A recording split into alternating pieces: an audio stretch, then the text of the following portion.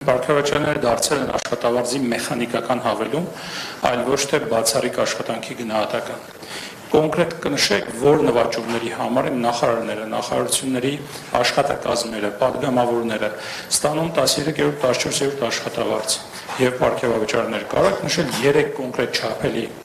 ցուցանիշ վերջին 6 ամսվա կտրվածքով, որոնք արդարացնում են պարգևավճարների ֆոնդի նման չափերը։ Եվ ինչպիսին է եղել նախարարության եւ նախարարի կոնկրետ դիրքորոշումը այս վերջին պարգևատրումների վերաբերյալ, որտեղ դուք պարբերաբար խոսում եք աշխատանքի արդյունավետության չափելիության մասին, արդյունավետության բարձրացման մասին, խնայողությունների մասին, բյուջեի դեֆիցիտ է կրճատում, բայց 3.5 միլիարդ հատկացվում է այդ ֆոնդին։ Պետական պաշտոնյաների աշխատավարձը մեծ հաշվով վերջի 5-6 տարիներին չի փոխվել։ Եվ քննարկում եղել է 1-2 տարի առաջ այն մասին, որ այստեղ ինչ-որ բան է պետք անել, որովհետև ակնհայտ է, որ կան խնդիրներ կապված նրա հետ, որ որակյալ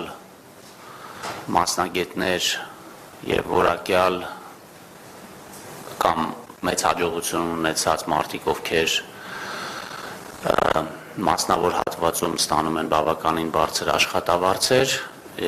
իրենց ներգրավելը պետական համակարգ տարբեր պատճառներով այդքան էլ հեշտ չի եւ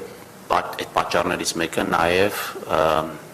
այն աշխատավարձերի մակարդակն է, որը գոյություն ունի։ Բնականաբար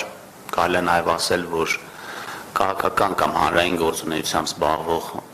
մարդիկ էլ ավելի խոցելի են, քան համեմատենք եթե մասնավորի հետ, եւ այստեղ գուցե նաև պետք է մի փոքր ավելի վճարել այդ աշխատանքը անելու համար։ Անցած տարվա սկզբից սահմանվեցին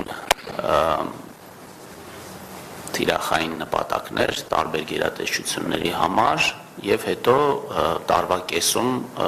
դրա վերաբերյալ եղավ գնահատման process։ Եվ այդ գնահատումը տեղի ունեցավ եւ այդ գնահատման հիման վրա տեղի ունեցավ այս պիլոտային, ես չի ասի, որ սա պարգևավճար է, որովհետեւ դա ըստ էության այդ աշխատավարձի բարձրացումն է, ուղղակի մի փոքր այլ եղանակով։